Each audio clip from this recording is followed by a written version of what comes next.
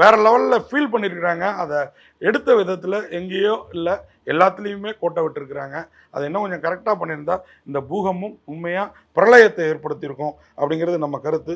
பூகம்பம்ன்ற படத்துக்கு பேருக்கு காரணம் சுனாமியே கடலுக்கு அடியில் நடந்த பூகம்பம் தான் இல்லையா? அண்ணன் தம்பிக்குள்ளார நடக்கிற இந்த பூகம்பம் சுனாமி டயத்தில் பிரித்து விடுது. அதன் பிறகு இவங்களுடைய உண்மை முகம், தம்பியோட உண்மை முகம் தெரிகிறப்போ அண்ணன் வருந்துறாரு. இதில் வந்து இஷாக் ஹுசைனி அவர் தான் ரெட்டை வேடத்தில் வில்லனாகவும் ஹீரோவாக நடிச்சிருக்கிறாரு. தில்ஷானா ஹேமான்னு 2 ஹீரோயின். இன்னும் அந்த 2 ஹீரோயினுக்குமே நேரம் கல்யாணம் நடந்திருக்கலாம்.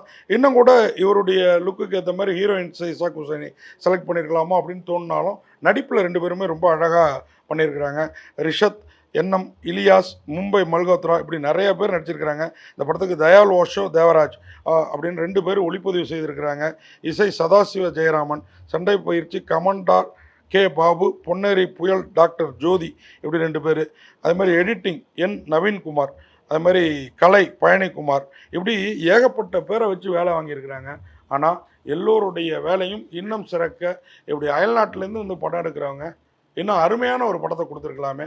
அருமையான கதையாக இருக்குது, அது அருமையான படமாக கொடுக்க இஷாக் ஹுசைனி தவறிட்டார். ஆனாலும் தீபாவளி டயத்தில் பட்டாசு இல்லை வாங்க காசு இல்லை அப்படின்றவங்க இந்த படத்தை பார்க்க தேட்டருக்கு போனீங்கன்னா படத்துக்குள்ளாரையே இவங்க பெட்ரோல் பாமா வெடிக்க வைக்கிறலாம் பட்டாசு சவுண்டு தான் கொடுக்குது. அதை பார்த்து ரசிச்சுட்டு வரலாம். மொத்தத்தில் இந்த பூகம்பம் தேரேரங்குகளில் புயலை கலப்புதோ இல்லையோ நிச்சயமாக பூகம்பம் புஸ்வானம்